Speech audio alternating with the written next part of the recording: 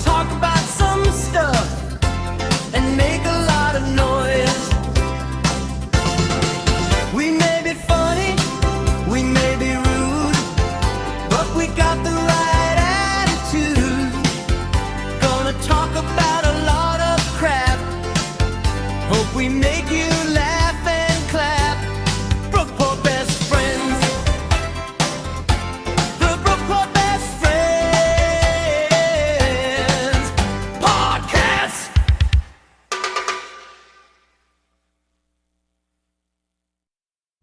Good morning, everybody, and welcome to the very first episode of the Brookport Best Friends Podcast. I don't know if it's morning, afternoon, or night for you, but I'm guessing it's morning. Who cares?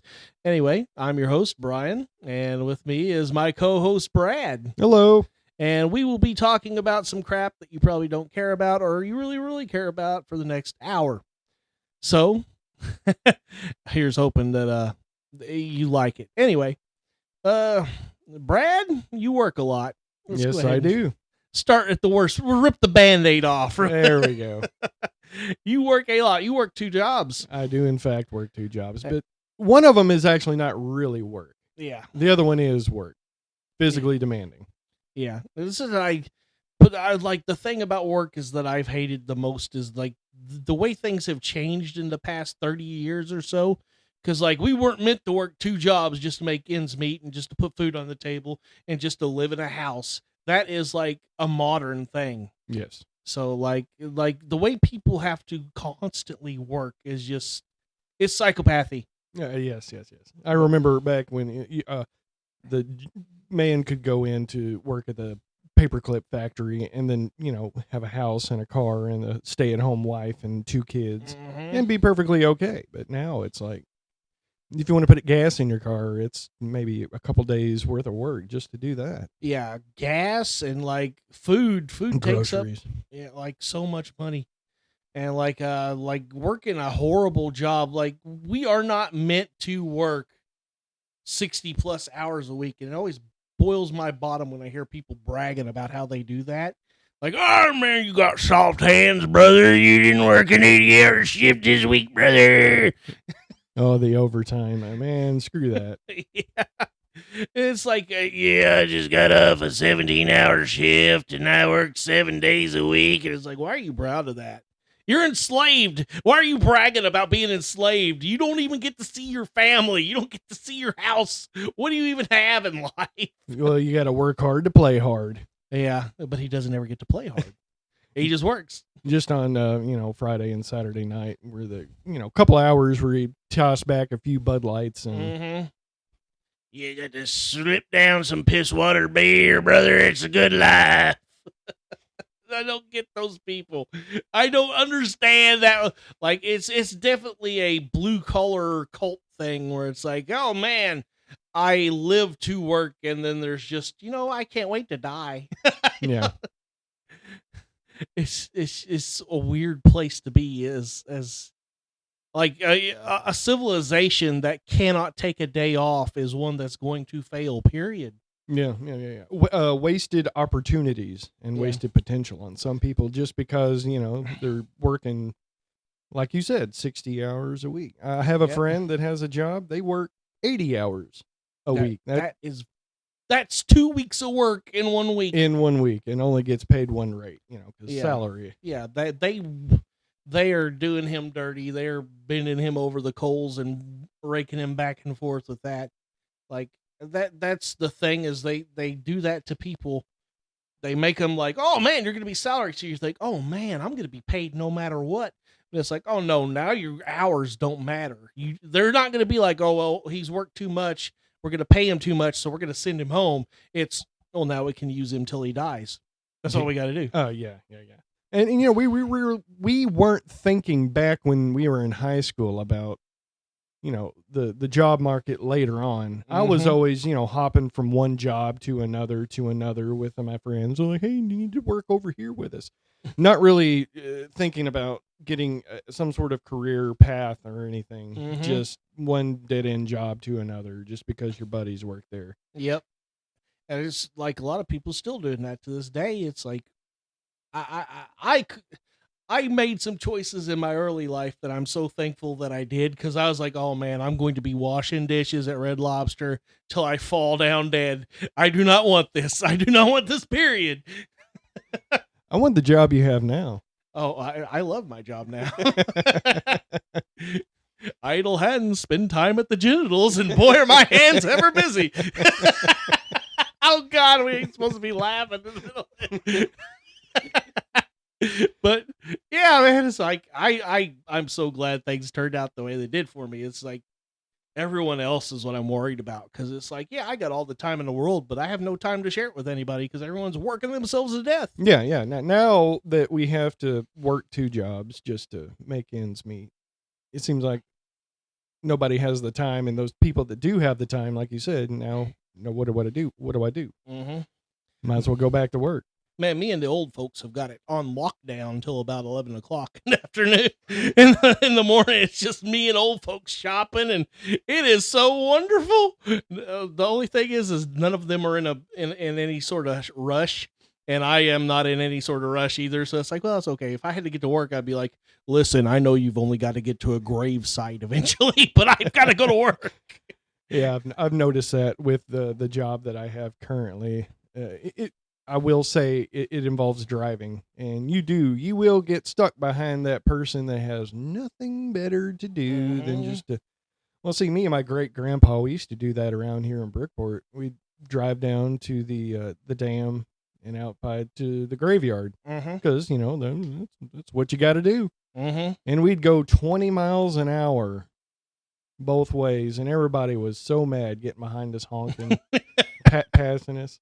He didn't care. He had nowhere to be. That's a sad thing, and like people don't know how to slow down anymore. It's like they gotta go. And like when I was growing up, I was like, man, I dream for the days where I will have that sort of life where it's like my mode is constantly mosey from here on out. I'm just moseying places. Ain't got nowhere to be. I ain't no hurry. But things changed, not for the better. Right, yeah.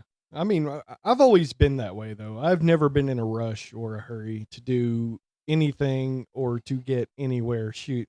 I remember there was one of our friends was talking about, I bet I can eat this piece of pizza faster than you. I was like, what is this, a race? I don't remember who that was, but yeah, I remember that. Yeah. It's like not everything has to be a race, man. Yeah. Just take your time, enjoy it. Yeah, the rush culture, the hustle culture, the work culture, it's just like, man, we have it worse off than medieval peasants right now. And it really shows, because the amount of mental health that's become an issue, people are just going nuts. Mental health, yeah. You are not wrong on that one. I think it was George Carlin that said something about it. Like, when was the last time you ever saw a kid just outside just playing with a stick? Yeah. You don't see that anymore. You can't just enjoy yourself and be a kid anymore and play with a stick like we used to back here in Brookport. Just like, oh, let's go see what so-and-so is doing down the road. Maybe he found something cool by the river. Yeah, I think like that's one of the hang-ups I have now, is I keep expecting us to go back to that time. I'm like, well, I've got free time now.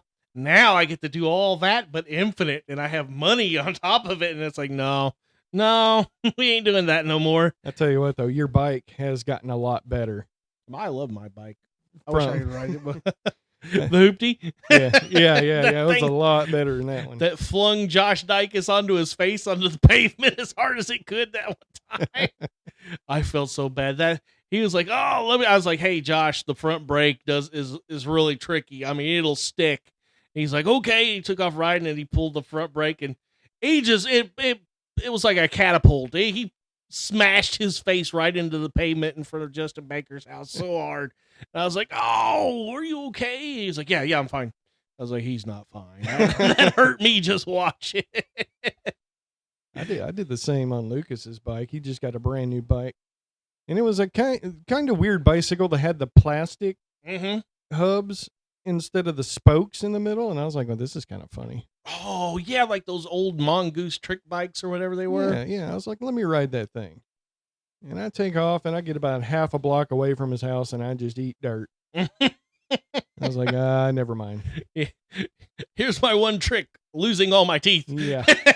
Am I ready for BMX? Yeah, I got hurt a lot on bikes back in the day, but the free time, people don't have it no more. People don't have the energy. It's that old saying is like, when you're young, you got time and energy, but you don't have money. When you're middle aged, you have money and energy, but you don't have any time. When you're old, you have time and money, but you don't have any energy to do anything. Yeah. So It's getting that way for me now with energy. It's like after working 2 jobs, and it's like, okay, now I got some free time, but I just don't feel like doing it. mm-hmm. Yeah, like I take a I take a nap every day at 1:00. Brad's dog did something funny. I'm laughing at her. But yeah, even now I take a nap at about 1-2 o'clock every day. I just can't stay awake. Even being as middle aged as I am, it's like, oh God, well, time to go to bed. And I go to bed. Yeah, I always thought about that term middle age, and I thought I'll never be there. But I feel like now with the life expectancy is what it is. Yes, we are now hitting that age. Yeah. I was like, oh crap, I should be having my crisis right now. Yeah, I guess I had it. I quit my job and retired. I was like, oh, I'm done. I'm going to sit around and eat lots of burritos. That's going to be my life from here on out. Just eating burritos. Well, that don't sound bad, actually. My mom went back to work. I don't know why. Once you're out of the hood, you don't go back into it. You forget where you came from quick as you can. That's that old medical insurance, man. That's right. Yeah, a lot of people are enslaved by their insurance because they Yep. can't get fucking insurance anywhere else. I mean, nothing. Like I got the VA, and it's like, well, I might get treated eventually. It's all free, but I have a wait list to get a tooth repaired. So A wait list, and it has to be in our network. yeah, that's the worst part is the in-network. It's like, oh, I need to be completely knocked out for all my dental stuff because I panic. And they're like, oh, well, we don't have anyone in our network that does that, so you're just going to have to strap you down. Okay. Now, I've never had that fear of dentists. I mean, yeah, it's an inconvenience, and it sucks, and it hurts, but where did this come from? Where do you think that stemmed from? I had 5 Air Force dentists in the military, and every one of them decided that this was the time to experiment. And it was pretty bad. Training. You think they were in training? I do. I think every single one of them were a new dentist. Like one of them put a dental dam on me while I was awake, and that was hell on earth. Explain what that consists of. You ever see Clockwork Orange where the dude's mouth's all like opened wide and he can't like? I might be thinking the wrong movie. That was the one where his eyes were open. But Marilyn Manson, there was a photo of him that had that thing that opened his mouth. That was it. Like it pries your mouth open and you can't shut it. And it also has like a piece of like plastic or elastic all the way across your mouth. So it's hard to breathe too. And only one single tooth is poking through this plastic, the one they're working on. Oh, yeah. They're supposed to do it when they're doing surgery. They put that crap on me while I was wide awake and they were only filling a cavity. And it was a nightmare. Like I felt like I was suffocating the entire time. Oh, okay. Yeah. Medieval torture device. Yeah, I came unglued and ripped the chair apart at one point. You can't break that. You can't break that. I said, freaking watch me. You actually broke the chair? Yeah, I squeezed the arm so bad. I was like, my head was already pushed back into the chair as hard as I could go. Oh, dang. And I was squeezing just like, oh, God, I'm suffocating. I can't breathe. He's not using suction on me. My mouth was full of fucking pieces of tooth and freaking water. And I was like, doing that. And I was like, I mean, it almost sounds sexual in a way, but, oh, God, but no. Horrible in another way. No, it was horrible. It was all horrible. It was a wide awake nightmare, and I hope to never experience. Like my current doctor through the VA that they send me to is pretty dang good. He just did dental work on me, and it was like, oh, well, here's some nitrous. I'll be done in 30 minutes. I said, okay. And he started, and I was like, oh, I hate this. I was like, you know what? I'm not panicked, so it's okay. Is that because of the nitrous, you think? Oh yeah, absolutely. He's like, can I get some of that to go, please? they to- gave me a lot. A lot of nitrous? Yeah, I felt like my arms and legs floating off the mat all the time. I was like, something funny. And they're like, oh, we're going to turn it down a little bit. Oh, no, keep it on. Keep it on. I feel eternity right now. I am one with the cosmos. I taste colors, and most of them don't exist. So here we go. Yeah. So, yeah, I don't much care for dentists. In the Air Force? Yeah, I don't care for the Air Force either. I will not be going back to that establishment. I'll have you know. You're not going back to work there? No. Not anytime soon? No. You should have signed up. Shoulda. But I was in that stage of my life where, once again, I was following everybody else around from job to job, having a good old time partying. And I was like, nah, we'll do the military thing later. It wasn't easy. I ain't gonna lie to you. Even the Air Force, which is everyone's like, Air Force is like, man, it ain't such a joke when you in. Oh, I can imagine. You know, there's many early morning PT and getting to work and randomly getting called into work because suddenly, oh, hey, we're gonna bomb Iraq. Get in here. And I was like, oh, good. That's not what I want to do. Now, I hate to use it as a basis, a time reference, but how long after 9/11 was it that you did join enlist? Oh, I was in basic in December of 2001, like 2 months, 3 months after 9/11 happened. Okay, so the buildings had just come down, the dust is still settling in New York, and you're like, I'm going in. Well, yeah, I'd signed up in August. I was living on your floor, if you remember. Oh, that's right. I forget when you enlisted. Yeah, you might have been moved out of your parents' place at that time, but I was staying at your mom's house because they were letting me live there till I went to the military. So yeah, Then where was I at? I have no idea. That's a part of my life where I guess I blocked it out. I was like, was I renting with somebody at the time? You might have been staying with Steven at the time. No, it couldn't have been. I have no idea where you were. You might have been working all the time. Well, that story of my life. Yeah, as I said, work sucks. But I think you were working at Sears maybe at the time. Okay, that's when we had that house in Metropolis. No, you weren't married yet. On 10th Street. I don't have a clue, my man. That all I remember was going out and running in front of Unity School every so often to get in shape to go to the military. I was like, I don't know where everyone's at. Didn't have a car, didn't have a means to get around, so I was like, well, I'm just gonna go to the military, I guess. But everything seemed to work out in the end, though. Yeah, it was a means to an end. Yeah, even though I can't remember. Did you spend the whole however many years in there, or did you got an early out? Didn't you? I got a medical honorable discharge. Gotcha. I know that sounds weird, but it was honorable, but it had other on it, and it said medical. So it wasn't a dishonorable discharge; it was a medical discharge. I was past the point of a 4-year enlistment, and I was on like month 9 of 6 years, and they're like, "Oh, you're hurt. You can't re-enlist." And I said, "Well, you know what? Just send me home. I'm good. I'm done." And they said, "Okay." They processed me out in 6 months. Okay. Well, what happened? I don't remember. It was your knee or your? I was my knee and a little bit of my back, but at the time it didn't bother me as bad. They had to do surgery on my knee because the truck rolled off. Like, okay, what happened was. Yes, let's get the backstory. All right, so I was working in a bay, and like I went to go pick up a vehicle, and one of the airmen was working on a truck, and he didn't chalk the wheels of the truck. And he bled the brakes on the truck, and he had the truck up on the lift, getting ready to do brake repair on it, and it rolled off backwards as it was lifting, and I was behind the truck. And I got between it and this other truck to stop it from running over a civilian who was actually laying underneath the truck. And that's how it happened. I got smashed between two trucks, basically. Oh, God. Yeah, it wasn't a horrible thing.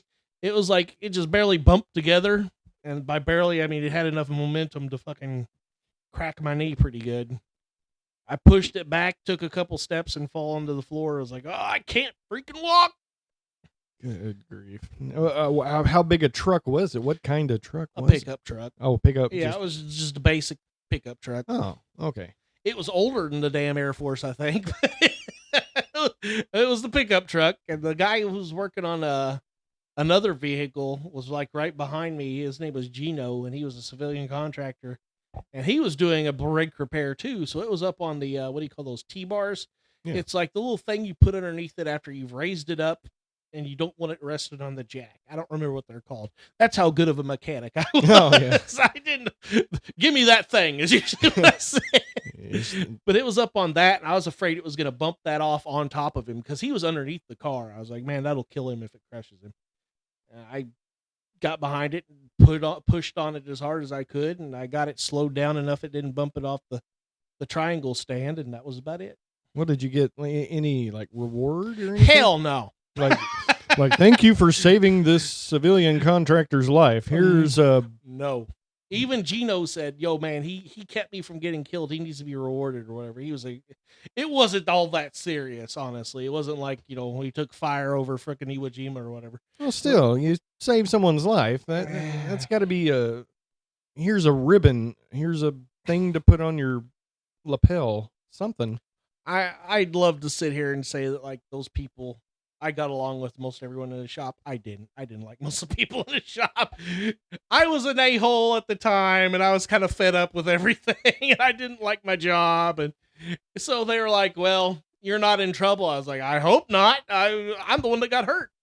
And they just said, okay, well, the incident's over. And that was it. Didn't get any reward. Didn't get any pat on the back. No one observed it except for Gino and the airman that caused the accident. And of course he wasn't going to say, yo, I forgot to chock the wheels on the truck. Oh yeah. No, can't do that. No responsibility here. I was like, well, I'm getting out, and that's really all I care about. I'm homeward bound. None of this crap matters. Homeward bound back to Brookport. Yeah. So I could shoot Josh Dykes with a little, what do you call those guns that shoot BBs? Like airsoft. Airsoft gun. I bought an airsoft AR-15, and I shot him with it when I got home. I remember we all bought that. I got a bullpup style. Mm-hmm. I know you got the AR style. And it was like, we're going to go out. No, we never did anything. Not once. My brother did, however, the 12-year age gap. I guess it kind of, nobody talked about airsoft for a while. Then his age group picked it up again. Mm-hmm. And they were out in Fort Massac Park. They were up in the fort. And somebody called the cops on them. There's a bunch of kids running around with guns. It's a massacre. They're killing each other at the fort. Yeah. I guess all they heard was and kids running around with guns. Yeah, even though it's going wee. Yeah, it sounds like a real gun. I mean, my brother, he had the sniper rifle. I don't know why he went that route. I guess it was playing GoldenEye or whatever. Mm-hmm. Like, we always try to snipe each other. Mm-hmm. So he was like, I'm going to relive that. Yeah. That's harder and less fun than it looks. You just sit there and you get one shot off while your friend is just spraying and praying around every corner. Yeah, a lot more active. Uh-huh. Yeah. Yeah, there's so many like trends that we had. Like, oh, this is going to be it. We're going to do this all summer. And then it was like, it just disappeared. Like, everyone bought squirt guns that one year. And there was like a big squirt gun, like, arms race. And it never manifested in a single squirt gun fight ever. I was so disappointed. Not that I had a good one. I was like, well, I got this old crappy pump one. Like, it was just a tube of PVC pipe and a pump. You just pump it in the water and squirt it out. I was happy to have that mid-range super soaker when I was younger. It didn't have to be the one that had the backpack on it. It looked like a Ghostbusters pack or whatever it is. Yeah. I was envious of hell of those, like that one you're talking about. I was like, man, that thing looks like a flamethrower. Put a little gasoline on it and put a match on it, and we're ready to clear a bunker. It's great. But no, man, there's so many trends. Like all these like oh, we're gonna do this. It's gonna be great, and it never manifested. I was so disappointed every time. Just like with golf, like all my buddies at work was like, "Hey, we're gonna play golf," and I played once, and now I have $400 worth of golf clubs collecting dust in my spare bedroom. And let's see, what is that? The bow fishing. Yeah, that one was the worst. That was another one. Yeah, I went bow fishing once, and I think my brother got sucked into that one as well. that is so annoying. It's such a waste of money. Now I'm like, if someone says something like that, I'll be like, okay, you're gonna have to let me borrow equipment for a couple of times until we get going. Otherwise, I'm not buying anything. Well, yeah. Which in lies the thing. Like, you're doing this with people from work, which work all the time. Mm-hmm. So when do you have the time to go out and do these things? And then once you do it once, it's like nobody's schedules ever line up the same way every time, so you can go do it ever again. No, and then there's the added thing of, man, I've stared at your face for 48 hours this week. I don't want to look at you on the weekend. I'm tired of seeing you. We've talked already. We've hung out already. You know, you've gotten mad at me because I ate lunch at the wrong time. I don't want to hang out with you no more. Do you talk shop? I mean, what do you talk about? You know, when you're with people, you're with work all week, and then you're doing a leisurely activity, then what do you talk about out there? Work. Yeah, work. That's what we did. It's usually just talking about how much it sucked or how much we didn't like a certain coworker or how much one of the supervisors was completely incompetent. And 20 years ago, I worked for another driving company, and we had a little picnic with some of the drivers, and we all just sat there when we got there. And we were just twiddling thumbs and looking at each other stupidly. And then all of a sudden, one guy said, "So anyway, on my route," and then that's when everybody chimed in. They lightened up like, "Oh, well, I guess he's going to start the conversation on work." Yep.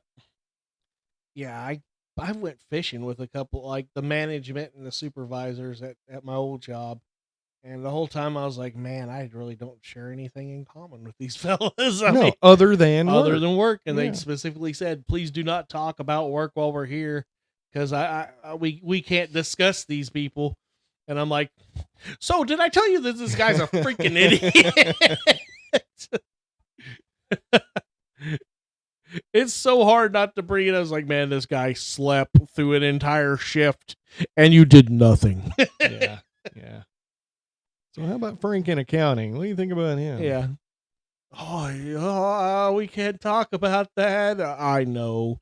Yes, you can. The whole reason I wanted to come with you to this is so I could get the dirt on your side. That's it. I don't really care other than that. I want to know if you know he's an idiot. That's the important part. Can you confirm that he is a moron? I can neither confirm nor deny. Oh, we don't talk about that. So the answer is yes. He's an idiot. How do you feel about your supervisor sitting and eating pizza right at the desk we're supposed to be working at? Just chowing down like there ain't no tomorrow on that big Domino's pizza that he orders once a day.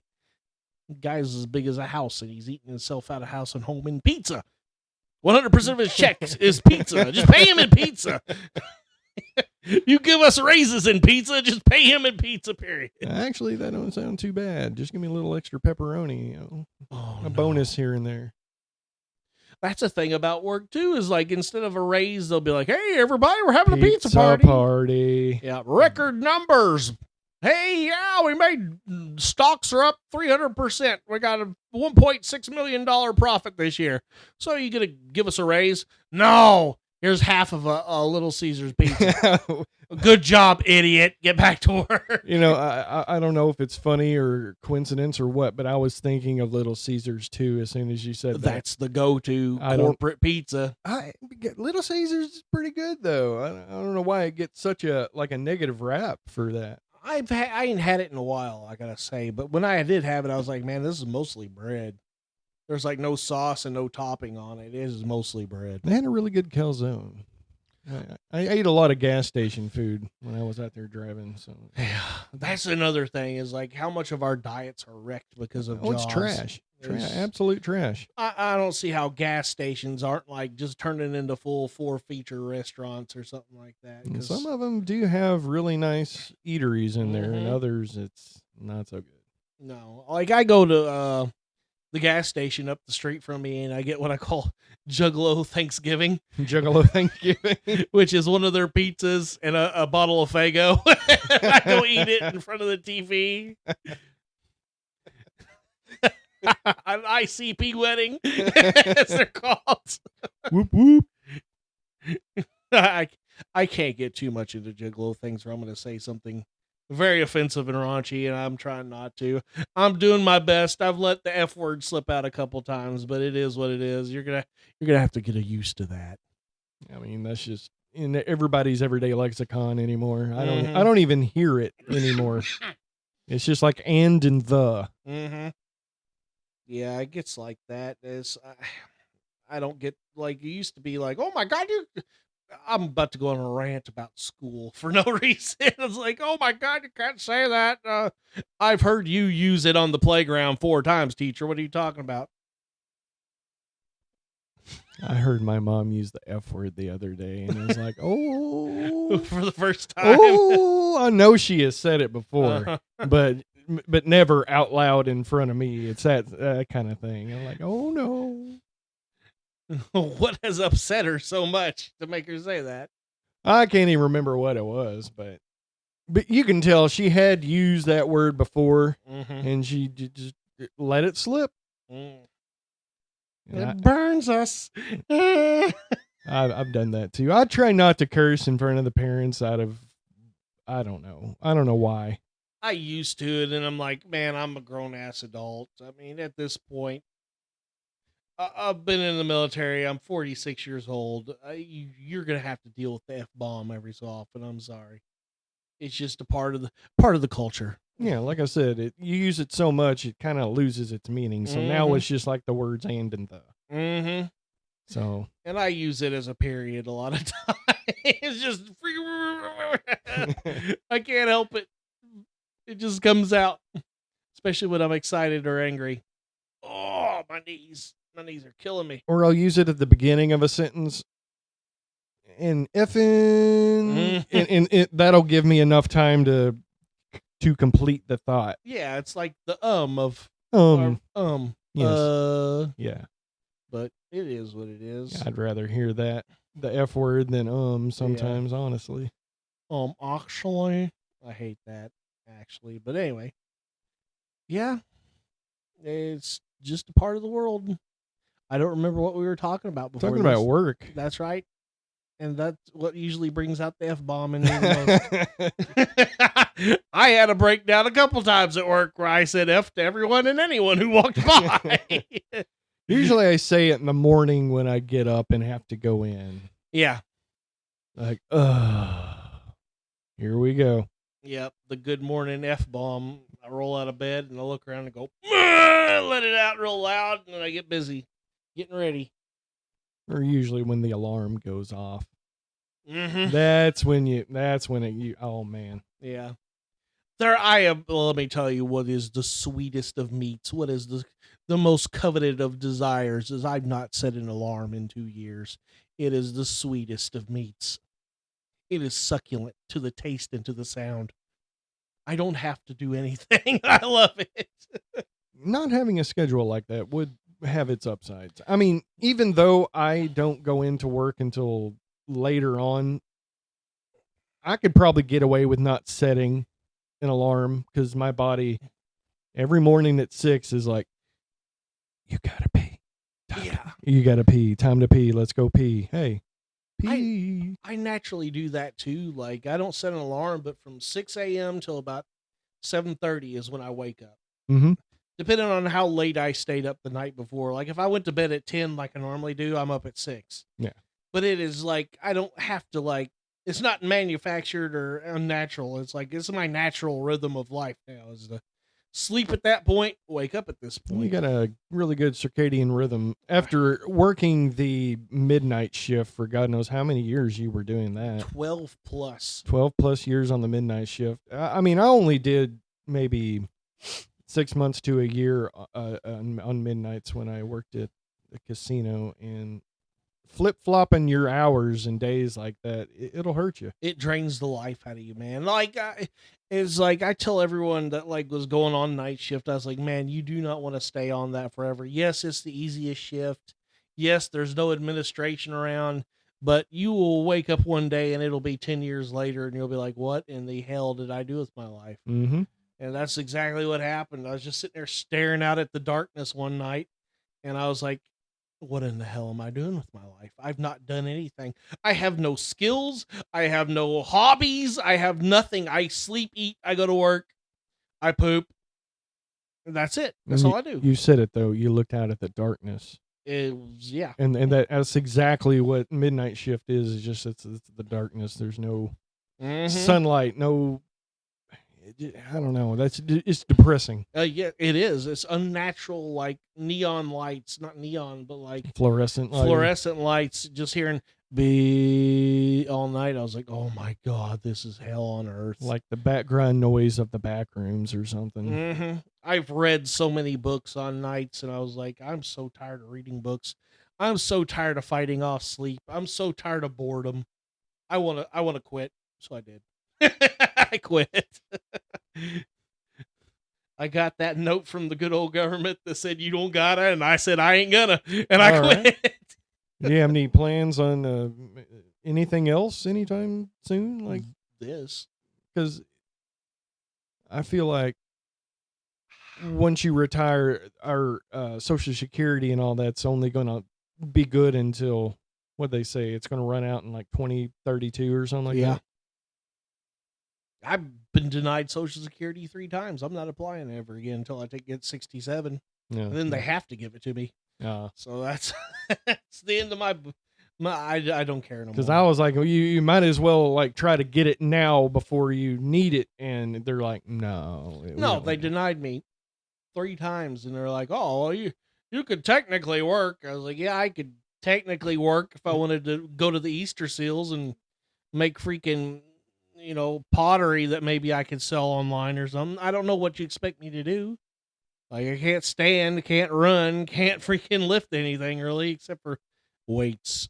I put them weights over my head every day now. Heck yeah. No, I go to the gym 3 times a week. But, like, lifting with my back is pretty much a no-no. Yeah. My knees ain't going to handle it, so what the hell am I supposed to do? I'm blue collar, bitch. Ain't no one going to pay me to talk. Except for right now. You're paying me to talk. I'm joking. Or at least that's the dream and the hopes that you can monetize. Oh, that is. Like, I only wanted to do this as hopes that you can get in the almost same situation as me. Because I do not want to just be like, well, I got all the free time in the world and no one to hang out with, no one to spend it with. I'm hoping that this does pay off and you can actually get to where you retire too. But who knows? We put in the effort. See, that's the thing with the arts. Everybody, I'm going to quit my job and become a full-time, fill in the blank there with whatever arts job that, I quit my job and I moved to New York. I didn't have 2 nickels to rub together. Most of those people are liars. They are living off trust funds. I'm a professional tummy slapper. What the hell? How does that pay? How are you getting by on that? Like, well, there's a lot of extracurricular activities I have to do on top of that to make money. But tummy slapping is my passion. I do interpretive tummy slapping. It's very avant-garde. It's like, how are you making money off this? Because no one's paying you to do this dumb shit. I guarantee it. And like, well, I do paintings too. And you look at the paintings, it's like, man, you dropped paint on an easel and then you said, look at that. I'm selling it. You didn't even paint nothing. Modern art's all about money laundering anyway. It is. It is criminal activities personified. So I sold this painting for $100,000, and the kilo of cocaine that came with it was all completely by a mistake. Bullshit. You're selling drugs. Just quit churching it up. Right. You just designed the packaging. That's all you did. And now, like the music industry, there is no money hardly anymore to be made as a band. Like you almost have to do it on your own. You do. You just gotta. I know very little about music, and I know that the only way to make music is now just to record yourself, produce yourself, advertise yourself, and just throw it out there. Yeah, if you're willing to do the social media legwork, heck, you can even hire that out from companies. Yeah. For very little money. Yeah, there's like probably a factory full of Chinese kids that is going to do the advertising for you for $5 an hour. Yeah. And just pay them. Those little kids don't need school. Yeah, they're learning a skill, a trade. Mm-hmm. Social media presence. Yeah, but like the music, you just got to produce it yourself. Like the days of like, oh, I just signed a big record deal. It's like there ain't no record companies no more. I haven't seen anyone selling a CD. I don't even know how the hell you would sell a CD. It's like, oh man, here's a collection of digital things. Pay me for it. Usually the physical media is sold at live shows. Mm-hmm. And vinyl has become a thing. They're bringing that back. Yeah. And some are even bringing tapes back, but not a lot. I like the vinyl I can sort of get. But Yeah. like the tapes is like, man, those things are pains in the ass. I mean, you ain't lived till you had to rewind a tape using only a pencil. A pencil. Mhm, mhm. You spend an hour twisting your wrist like this. Oh, I hurt so bad. I mean, I played a tape so much that it started playing in reverse. I don't even know how that was possible. But yeah, I heard side B on side A going backwards. Oh, I don't know. was it Ray Stevens? It might have been. Well, this is not to get off on something else, but I don't know how that man has made any money. I never knew like anyone that was like, God, I gotta get me a Ray Stevens album.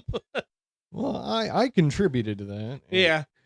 But he was probably one of those, I don't know, Branson or where was he at? I can't remember. But he had like a live show event like all the time in maybe Branson, Missouri. I can't remember. That would make sense. That people would be like, oh, well, because he's that like, I don't know how to describe it. Very clean comedy, like Yeah. the most least offensive comedy that is designed for like grandmas and young kids. And that's like, I understand. Yeah, you go see him, and it's a good old show, and you know you're not going to be offended. You ain't going to hear nothing that's going to hurt your feelings. And then grandma buys you the CD, and you go home and you play it a couple times. Yeah, But it's yeah, like yeah. past that age, it's like It's safe entertainment. yeah, very safe. Like Weird Al was even like safe, but he was like, well, he might say a hurdy word here and there, you know. Yeah, but it's nothing. No. It's not the F-bomb. He said butt and poop. He's a real danger to himself and others no. with that. But Weird Al had some humor to him. He was kind of funny guy, but like again, Ray Stevens, I was like, man, I don't know anyone but you that had a Ray Stevens CD or paid for one, so I don't know how the man made his money. Well, I had all the tapes, Mhm. and me and another guy from school. He's the one that actually, my friend Brandon Greer. He actually got me into Ray Stevens. Mm-hmm. I didn't know about him, and then, like you said, Weird Al. Once I found out about Weird Al, Ray Stevens was a thing of the past. Mm-hmm. Because I tried to listen to some Ray Stevens like probably about a year ago, and I was like, it's a sensible chuckle. I'm not exactly rolling in the streets with this humor. You know, it was funny, but it was different for me at the time. It wasn't what was going on the radio. It was something different. I was like, this guy's taking comedy and music, two things which I really love, and wrapping them all into one nice, clean package. Yep. Yeah, again, for a kid, it was like, wow, this is really cutting edge stuff. But like as an adult, it's like, oh man, yeah, Yeah, that's something my grandma would listen to. You know, oh, can you believe he said that a squirrel went up to her skirt at church? Oh my God! Oh, good heavens! Could you imagine? or such adult themes as the guy running around nude Mm-hmm. all through town. Are you naked? Oh my God! He said naked. Oh, Someone call the authorities, the FCC. This man has said the word naked on the. he is flashing this woman to no end. He's doing helicopters in the parking lot. Get a gun. Unwanted genitalia. God bless. Like one thing is, I know we're completely off the topic of work, but who cares? I still love Ernest. I watch an Ernest movie just about every other month. Every other month? I have themes. Like I watch Ernest Scared Stupid at Halloween. Yeah. I go watch Ernest Save Christmas at Christmas. Yeah. I'm about to watch Ernest Goes to Camp because it just turned June. Oh, this is camp Mhm. season. That yeah. Then Ernest Goes to Jail is usually in August. Why, I don't know why. Why August? I was getting ready to say like Because you go back to school in August, and it's like going back to jail. Okay, I get it. I see the yeah. That's nice. There's one that I watched. I was like, this is not a very good one. It was Ernest Saves the Day, I think it was. It's where he joins the military for some reason, Oh yeah. and then he gets deployed, and he's a truck driver. And I was like, this isn't very good. This is not among my favorites. Didn't he play basketball too? Yes. I don't remember what. I don't remember anything. He went to about college too. Yeah. Well, see, you should watch that one in August. That makes more sense. 'Cause Going I'll back be to school. Going back to school myself then. Oh God, I'm about to burp. I've been drinking too much of this stuff. What do you have there? Ghost? The Ghost energy drink, orange cream. And it's okay, I guess. I mean, I try not to drink one of those, but again, my cat sung me a song of its people at 3 a.m. and woke me up, and I'm kind of a little tired and angry. Well, I've never heard of that one. When I was working for the driving company 20 years ago, that's when the energy drinks and the caffeine pills were all the rage, and I would take a handful of them caffeine pills and chug a couple of those rock stars, I think it was. Jeez. Or Monster wasn't as big at that time. It was Rockstar that was leading the way in the energy drink market. Yeah, I try not to drink energy drinks, but geez, a handful of man, those yellow jackets they used to come out with. I took one of them once because I was like, I'm so tired, and I was like, I'm about to have a heart attack. Oh yeah, I'm gonna die. Yeah, Call an ambulance. I had to keep going though because my days were long. Mm-hmm. It started at 7, and I wouldn't get home till like 10 Oh my gosh, that night, and it was like, ugh. we ain't fucking meant to live like that. That's not living. That's just existing. You visit your house and you live at work. That's hell on earth. Yeah.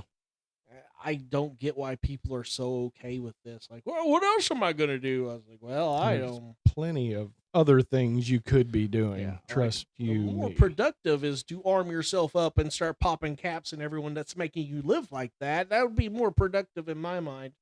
I didn't say that. Just ignore everything I just said. I didn't hear nothing. What are you talking about? Anyway, but yeah, the people that are doing that to you, you might want to, here's like, I don't know, you probably not ever dealt with this, but when it comes to discussions about protesting and stuff, there's a group of people online that always say the same dumb crap. And it's like, that's unemployed behavior. You ever heard them say that? Oh yeah. Everybody lives in their mom's basement. Yeah. And got nothing else better to do. But it's like, the people are like, wish I could protest, but I gotta work. And it's like, oh, you can't take off to use your like God-given right to redress the government, and you can't take a single hour or day off to do that, brother. You ain't employed. You're enslaved. Oh yeah. So and a lot of it is people just hiding behind their work boots to keep from putting on their combat boots, and that's the most supreme cowardice I've ever heard in my life. I put that on a T-shirt. I will. Available for $19.99. We don't have a merch store yet. No, we don't have a merch store as the first show. I mean, we barely got a pot to piss in at this point. I will say the setup is crude, but it is nice. It works, man. I'm proud of it. It's doing its job. I mean, Anybody and everybody could make a podcast these days, and that's what's great about it. yep. YouTube channel have never been easier to make. Yeah. You want some passive income, do something you're passionate about. Yeah. And like the hard part is the editing and like uploading and stuff. Like the recording is easy. Mm-hmm. But there's plenty of people on YouTube that can tell you how to do anything and everything. Yeah. So if you don't want to really work, you want to do something, like I said, in the arts, now there's an outlet for it. But it's still kind of difficult to get into. Yeah. Getting traction, getting numbers. Like you had a podcast before. Yeah. What was some of your numbers, if you don't mind me going? I started out like my first episode had 12 people, 12 plays.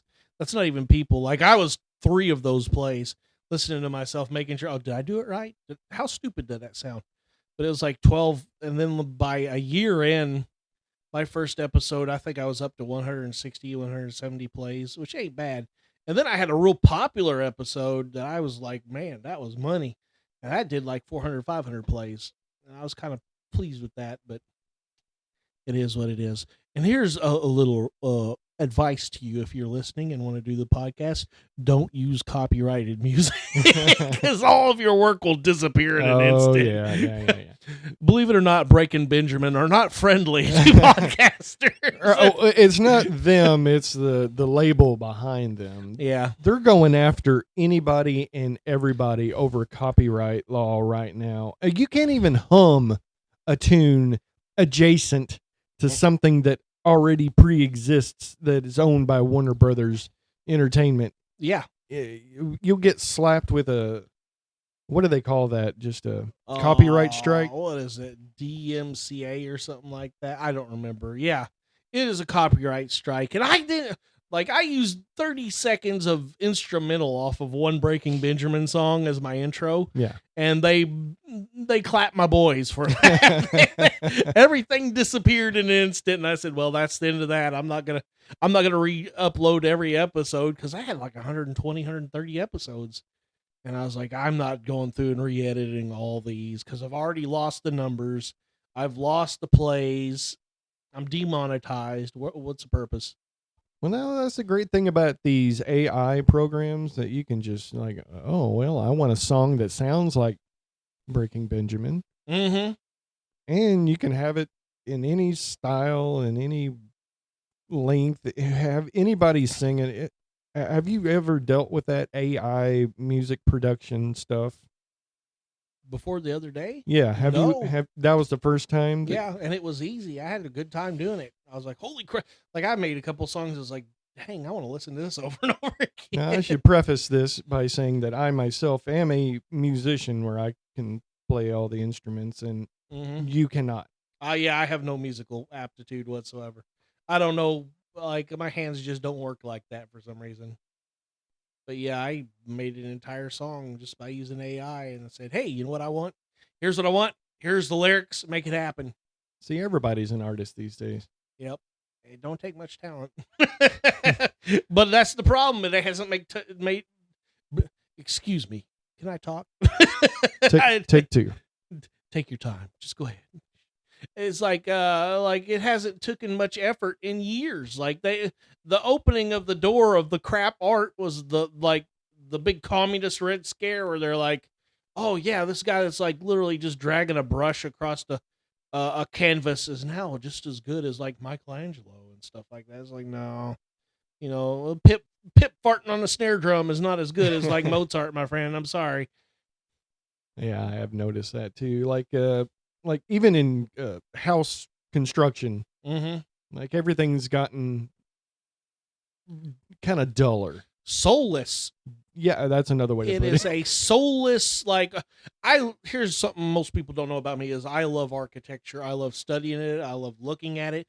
Like, I am obsessed with Victorian and Queen Anne era architecture, and I love freaking Second Empire architecture, and that's how in-depth I am with it. I can name the damn themes of it. But I love that because it had a soul. Every single house was designed specifically for the family that was going to live in that house. It was not mass produced to sell. It was produced per the designs of the person living there. Like your own little. Yes, it was an expression of the family and their wealth. Yeah. And of course, that was the rich people's game. The poor people were living in shotgun houses that you could fart in the kitchen and smell it on the back porch, basically.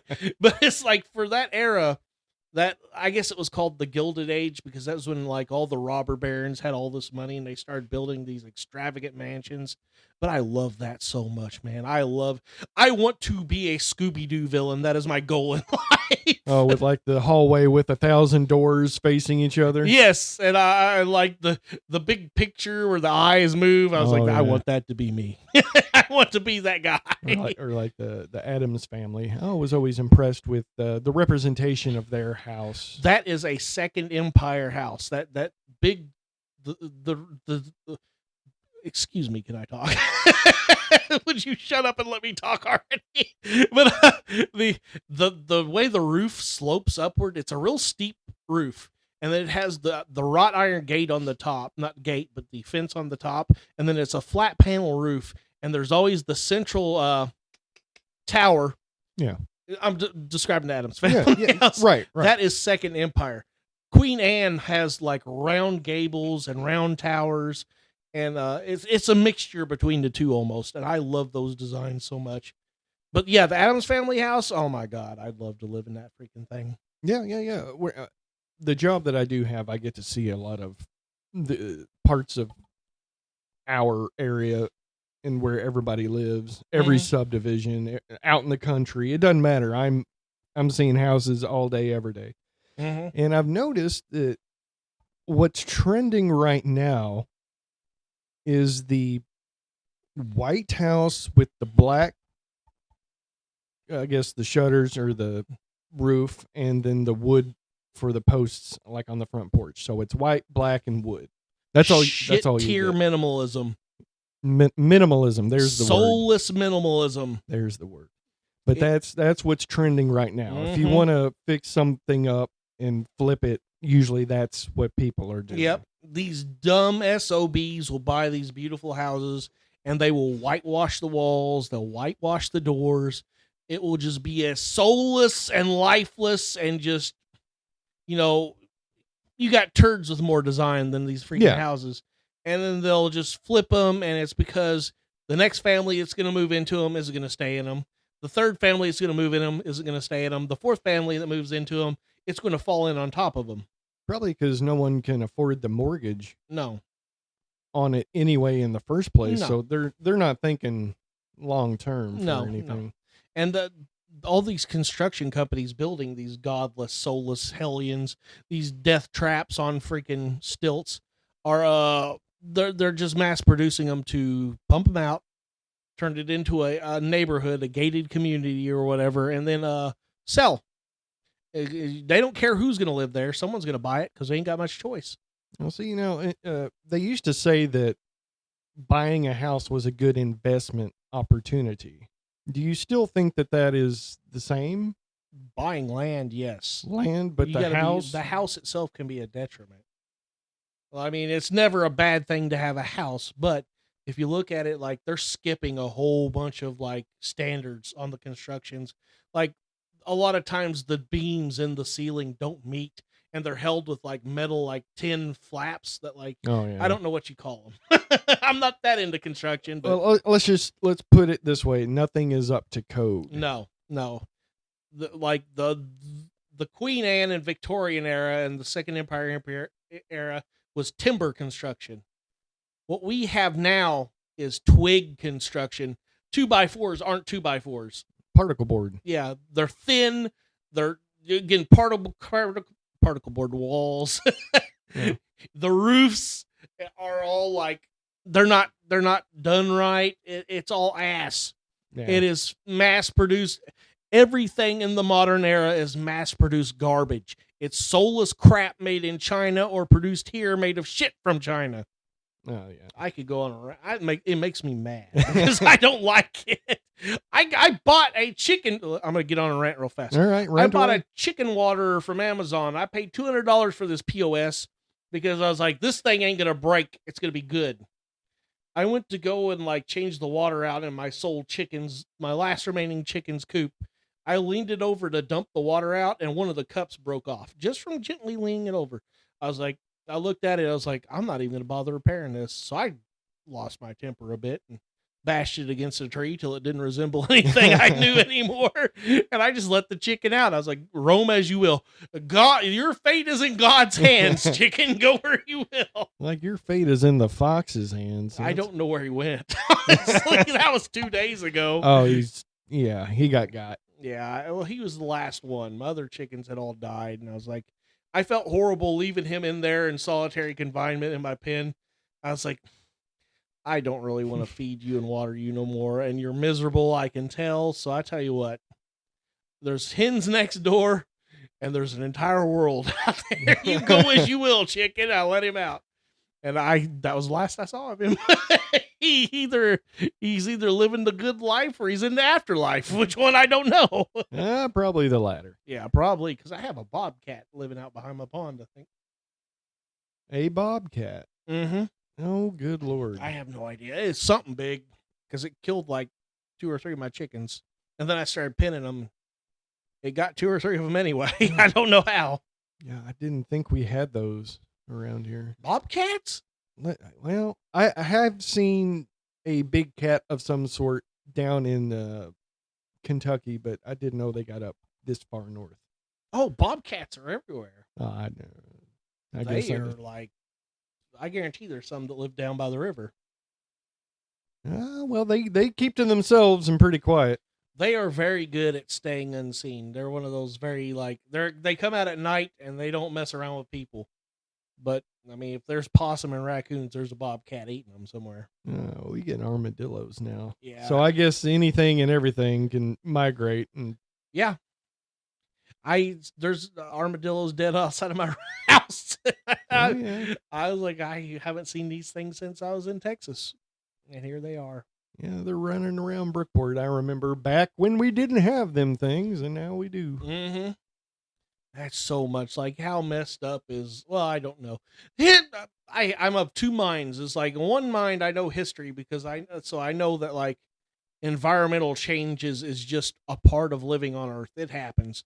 There's like ice ages, and then there's hot ages, and then there's cooling ages, and then there's warming periods, and it's a part of it. And animals migrate. And on the other hand, it's like, man, we've messed up some crap so bad with the dumb crap we've done with this agriculture and crap.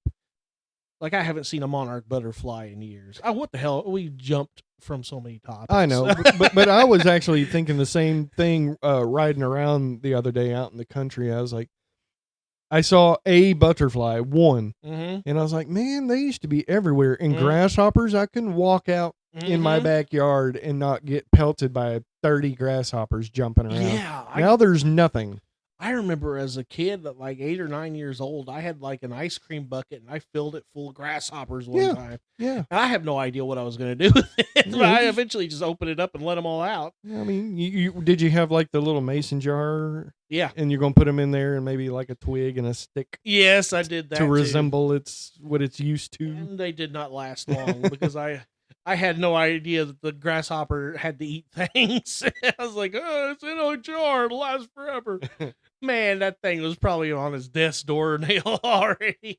But yeah, you're right. Like, where did all the bugs go? Yeah, the monarch butterfly I haven't seen in a long time. Like, I see those the blue and black butterflies, and I like those a lot. Yeah. They're pretty colorful. And I see the yellow ones with the black stripes. But the orange, the monarchs, and all these other varieties of butterflies, I haven't seen them in a long time. I'll tell you who can go is them red wasps. Yeah, wasps can absolutely go F themselves. They can go. Bring back the butterfly. Of all the beasts we have eliminated from the earth, why is it that we have spared the worst of the worst, the wasp? Yeah. I'm like, what purpose do we get honey from you all? No. What do you all do? What's your purpose? They sting and they make you terrified to leave your front door. That's all they do. Yeah. And build nests in every door frame and behind your siding. And I've heard and read that they are pretty intelligent and they remember faces. And that's a scary thing to think of. The wasp is like got a memory almost like that of a a cat. Yeah. I So, remember you. Yeah, they look at you. Have you ever like walked up their nest while they're sitting on it? Because they all turn their head and look, and you're like, oh no. I've never gotten that close to really studying. Like, is them wasp looking at me? The answer is yes. They're studying you intensely, and they are memorizing your face because the next time you come outside, your world is going to be destroyed. Because I know, like, if you get stung by one, then that sends a chemical signal out to everybody else. It's like, oh, we got to get him. Mm-hmm. Yeah, I know. I'm good. Get rid of the wasps. Bumblebees are okay. Yeah, I can deal with them. I like watching them. I kind of think of them as little idiots because they're oblivious. I'm like, well, good luck. Godspeed, my friend. You know, I hate to say it, but there was a time in my life where Bumblebee and a badminton racket was a fun afternoon.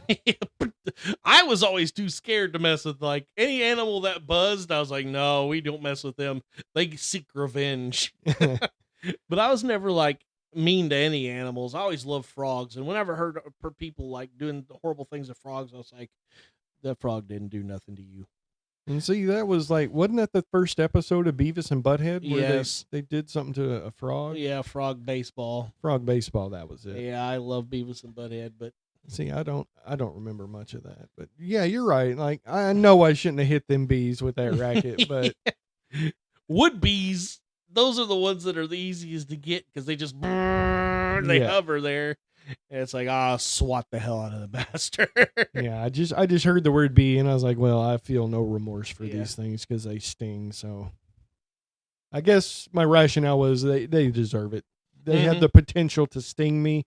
So let's hit them with a badminton racket. Yeah. Like when I was a kid, I was out walking barefoot in the yard. I was probably about 8 or 9, and like I stepped on a honeybee, and it stung my toe, and I cried so loud and like because it hurt, and then I realized what I had stepped on, and I cried even more because I had killed a honeybee. Oh. I was a very soft child in that regard. I was like, I hurt the bumblebee. It's dead. I remember I got stung at Venture River.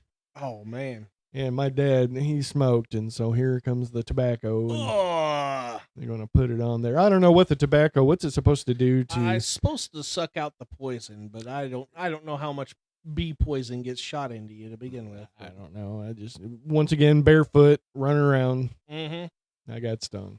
At Adventure River, fun's just around the way. Ooh, ooh. Yeah, I kind of want to go to Adventure River. Now that we're talking about, yeah, that would have been great yesterday. It was hot, and I was like, man. I was looking at little pools like recently because I was like, I want to get one of those little inflatable pools that ain't too expensive. Just fill that thing up and just sit in it and soak.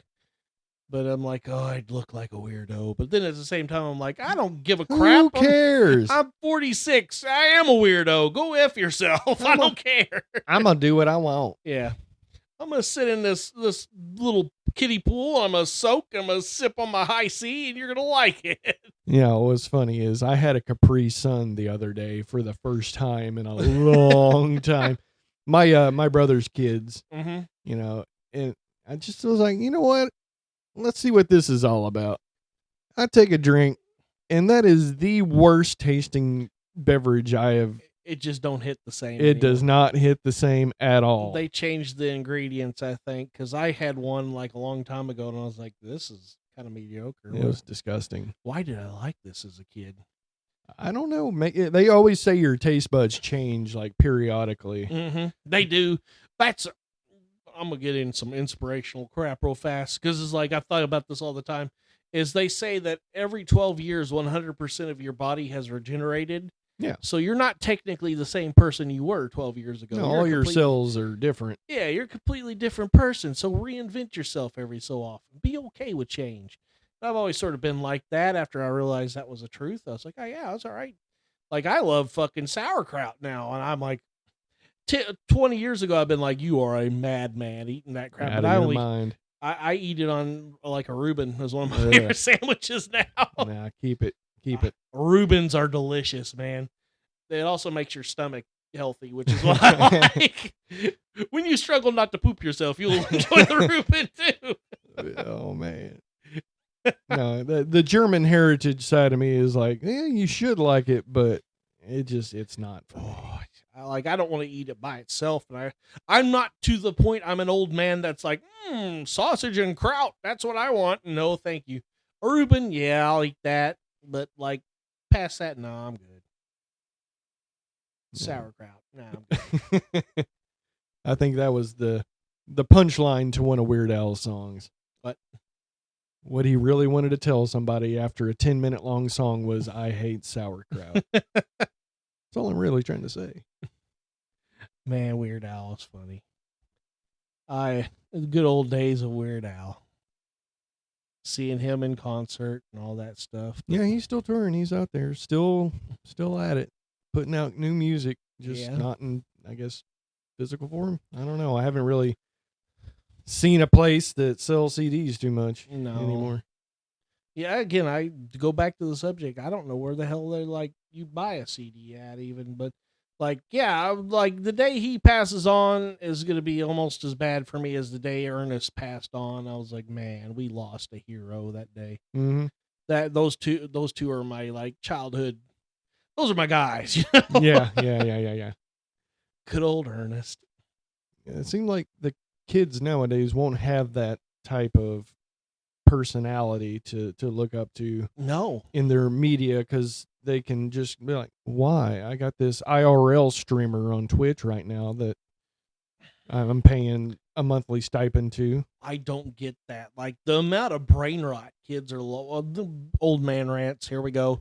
Old man rants. Here we go. Yeah, but you got to think about it too. Like, it was brain rot back then, but just in a different form.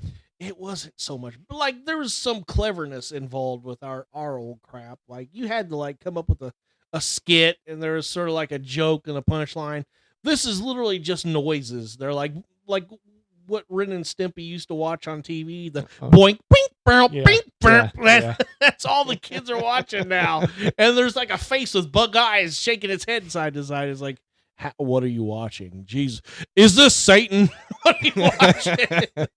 Or it's like that bit from what was that movie, Idiocracy? Mm-hmm. Like, kick in the nuts. Yeah, on an all new Ow My Balls. That's basically what they're watching. That's it, Ow My Balls. Ow My Balls. Yeah, sometimes I do feel like that's all it is like Jackass, but everybody's trying to emulate what they were doing. Mm-hmm. It's Jackass, and then they're like, again, with the freaking brain rot they watch now, I don't get it. Like, and again, this is old man talking. It's like, I realize I'm now in the age of grandpas are like, I just don't get what these young kids is laughing about. Oh, back in my day, we used to tie an onion to our socks, and then we'd dance a jig, and that would be the joke. And it's like, that's stupid and brain rot too. Dumbass. but with this stuff is like, this is like, all right, again, this is one of my goals in life. This is my dream, is that this gets popular enough that it can fund other things. And I want to build a thing where like, it's an online channel, but it's where you do actual shows, not just brain rot, not just like the visual personification of a dog dragging its ass across the carpet, an actual show with a plot and a joke. And there's some sort of delivery and humor there. There's scaffolding, basically. You mean effort put into it? Yes, effort. That's what is that? And it's not just like, today I'm going to go to the mall and I'm going to slap food out of people's hands. YOLO. I was like, man, this dude needs to catch a bullet right to his face as fast as possible. Just knock it. Remove amateur dentistry. Just slap the taste out of his mouth. Just once. He won't do it no more. Just slap the hell out of him. Oh, hey, what's up, dog? Brad's dog's looking at me again. Anyway, that I want to make a TV show, like not a TV show, but a TV channel that like streams shows where people actually put in effort, like a UHF type deal. Yes, that's exactly it. I want to make online UHF, which is a Weird Al movie for the youngins who have no clue what the hell I'm talking. Bringing it back to Weird Al, how it just full circle. Yeah, but no, like a TV. A UHF station, basically, back in the day when you had the two dials. Like, yep. God, that'd be so fun. I really want to do that. Like I want to do the Dr. Zomba's Surgical Theater, which is a movie macabre sort of show. And then I'd like to do like a game show that's kind of funny, not Mr. Beast garbage, but like an actual game show that's funny. I don't know much about Mr. Beast. I've heard the names so many times. I know about him. I just don't know like what does he do? I don't know. I've never seen a single thing about him. All I know is that motherfucker cannot close his mouth. I don't know how these mouth breathers get so rich, but there's an entire series of people whose bottom lip has never met their top lip. And I don't know how or why they're like that. It was like, today we're going to go around and see if anyone subscribed to me and give them $50,000. And I make that weird face. I'm like, God, you have the most puntable face I've ever seen in my life. Your face is just a magnet for slaps and kicks. But like a game show, like back in the good old days of The Price is Right is still going on. Yeah. Wheel of Fortune and all that. Yeah, I don't like. There was one game show I thought up, but I don't remember. Of course, I forgot it. My brain slides all over the place. But yeah, like Wheel of Fish or something like that. Oh, yeah, something good. Yeah, there used to be game shows. Well, they had a whole like 2-3 hours dedicated. Yes. Just for game shows in different forms, like before the news, after the news. Yeah. Mid-afternoon game shows. I mean, it was $25,000 pyramid. That one was like, I was always like, how are these people this dumb? I'm 10 years old and I know the answer to this. And then you watch Jeopardy and you're like, I don't know anything about Russian literature. I'm not learning about that. Yeah. And it was like, I might get one or two right because these are the softball pitches. Like, pyramids are found in this nation. Bing. What is Afghanistan? No, you're an idiot. Like, why don't they have a Ninja Turtles category? I think I could be pretty boss on that one. On today's episode of Guess Who's Sleeping? Which one of these men is sleeping? That's the kind of game show I want to participate in. They do have a funny Saturday Night Live skit. I know saying funny and Saturday Night Live in the same sentence usually doesn't. It hasn't been compatible in over 20 years. But I know that much. They do have a really funny Celebrity Jeopardy. Yeah, I love that series. That one's okay. But that's 20 years old too. That's ancient. You know, you don't realize it, but yeah, everything good seemed like it stopped. Yeah, back then. That writer's strike that happened way back in the 90s. That messed TV up good. I think it never recovered because they went to real TV or whatever it's called, reality TV, and then they like everyone that knew how to write was like, well, now they're not going to pay us, and now the TV studios are like, now we're not going to pay you because we can get idiots to do stuff on real TV, and it never recovered, never got better. I blame MTV for starting that trend. I do too. With the Road Rules and the house one. Mm-hmm. What was that one called? I can't remember. Real World. The Real World. Yeah, that was the start. They had Beavis and Butthead, which was a masterpiece, and then they decided, you know what, we need to drag a bunch of kids out and we'll put them on TV. And I never watched a single episode of either one of those. I hated them both. It really wasn't reality though, because I've always heard this and I believe it's true. It was manufactured drama. It was. They'd have like a whole bunch of booze in the house and they'd get everybody drunk and then like they'd send somebody in and they'd take all the booze away. Yeah. And then just everybody be all like cranky and then they'd like camera roll. They did that for the UFC Ultimate Fighter too. They'd like put a bunch of booze in the house and then like once everyone was good and liquored up, the staff would go upstairs into one of the fighter's rooms and take one of his things and move it out. So the fighter would be going to like do his thing and it'd be like, yo, my toothbrush is freaking missing. And they'd be like, yo, I think, this guy did it. And then they'd film the fight. It was all manufactured horse shit. Yeah. And I was like, man, I'd be hot if I was like a pro fighter. Like, you go think about that. You go through years of your life training to fight to become a finely oiled killing machine.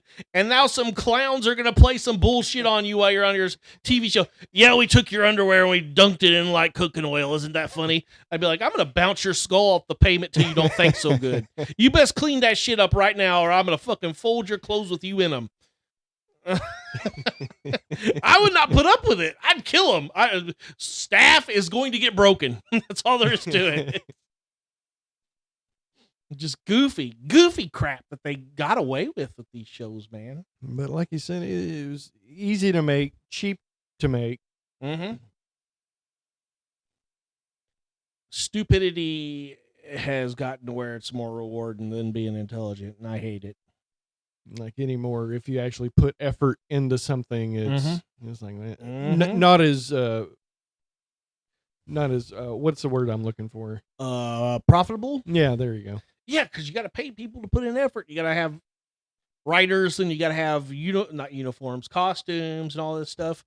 Or you could, bring in a hobo and promise him crack at the end of the season and watch him fight everyone. Yeah, it's big brains crap. That's great. I tell you though, I if I had my druthers, I would rather sit and watch an actual scripted show versus the reality stuff, and that's always been that way. I've always been a big fan of stand-up comedy. Yeah, and I always thought that art form was just as hard as anything out there. I couldn't imagine doing it because, like, you have to think on your feet and remember your jokes, and it's like, God. And then there's always someone in the crowd that thinks they're way funnier than you are. Yeah. And it's like, man, just shut up. No one's here to see. No one's paying you to be here. People are paying me to be here. Shut up. I believe we have an improv group across the river there in Paducah. Oh? Yeah. I've not heard of them. I forget what the name was, but when I was working at the casino there in Metropolis, there was some people that were in said troupe. Mm-hmm. And I was like, oh, well, I mean, I work with them. I don't want to go see them outside of work in their whatever they're doing. Because what if I don't think they're funny? Then I go to work and I'm like, yeah, it was a good set, buddy. Yeah. Good job with that thing you did. No. Oh my God, he's horrible. Yeah, I'm going to be busy for all your other shows from here on out. I'm sorry. It just the way things fall. I'm sorry. Yeah, I know. They called me in. I don't know what to do. Yeah, that's like hard. On the one hand, it's like, man, that person's brave enough to put themselves out there. They deserve a little bit of praise because it takes a lot of effort to even try that. Like, even if you're bad at it, it's like, man, you've done better than 99% of the people because they wouldn't even get on the stage. I am that 1%. I have nothing but fear of public speaking. I can't. Well, the reason this is okay is because there's no audience sitting there looking at me. And it's just talking into a microphone. I'm fine with that. But the second you put a crowd, like in speech class, I hated it. I dropped out in college. And in high school, I had to do, I think it was sophomore year, I had to do a speech. I just didn't do it. I have good news for you. What's that? If you do your college online, you'll never have to do that. Oh, they don't make you do like a video conference style I don't know. Zoom speech with everybody watching? I did that way back in the day, back before the invention of the internet or whatever. Like, I did my speech, and I got up there, and I just went through it, and I was like, I don't care if I pass or fail. All I got to do is do this. And my grades are from the tests are good enough to carry me through. So I can fail the speech. I don't care. So I just got up there and was like, pyramids are in Egypt. They weren't built by slaves. They're built by workers. Here's proof. Any questions? So they're like, any more? No, I'm done. Bye. No, I couldn't even get that out. I just look at everybody looking at me. And what's weird is I've played music all my life. Yeah. And I can get out on a stage or a field or whatever, and I'm perfectly comfortable acting a fool playing music. But the second I open my mouth and try to say something, it's like brain just shuts off completely. Yeah, it's hard being the front of like a band, I imagine. because you can't see anyone in front of you except for the crowd. Yeah. If you're the drummer or like the guitarist, you could always be like, all right, this guy's the focus. I'm just the sideshow or whatever. So you can sort of distance yourself from the crowd that way. But man, being the front guy, I imagine, is like, well, everyone's looking at me. If I fuck up, everyone's going to be like, that guy can't sing. He's an idiot. Well, that's what backtracking's for. Yeah. Like some of these, even pop stars today, they'll just lip sync because they got such choreographed dance routines that they do with the songs. Yeah. That they can't be sitting there singing and dancing. They're out of breath. Yeah. And that's what you would hear while they're shucking and jiving. Yeah, the insane amount of cardio. Like you'd be singing and dancing. It's like, man, you just ran a marathon. How are you still gonna make it? Nah, they're just piping in the music and singing over the top of it, and you're just going, baby, baby, baby. lip syncing and dancing. That's Yeah. all you're getting. That's what you're paying these Taylor. Well, I don't know. Taylor Swift might actually sing herself. I don't know that she does too much dancing, but let's go with like Katy Perry. Yeah. I have seen videos of her like pretending to play the flute. Yeah, and it's not even near the lips, and the sound's coming out of it. Yeah. It's table cobra. But yeah, I don't even know how, like, well, I do know. I was about to say, I don't know how punk musicians used to be like so energetic to sing and play at the same time. It's like, oh, well, they technically aren't really singing. They're just, no one knows the lyrics. Yelling. They don't know if it's wrong or right. So, They were yelling, so Yeah. they can be out of breath and yell yeah. at the same time, and it's all right. Oh, wow. I really feel what he's saying, man.